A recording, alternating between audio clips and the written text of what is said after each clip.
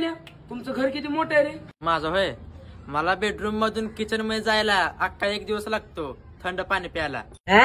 गप्पा बाबा, आमच्या बंगल्यात खाली यायला 2 दिवस लागतील. नाही हा कस काय 2 दिवस लागतील? काय नाही रे पण बाय, फक्त फेक बोलतय. ऐकाय बाबा, आता आम्ही आमचं सांगितलं, आता तू तुझं सांग. माझं वय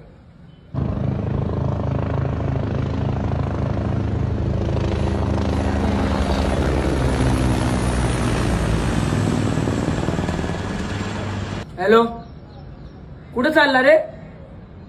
पान खायला? बर बर, मला येताना ना हर्षाच्या टपरीवरनं मावा घेऊन ये.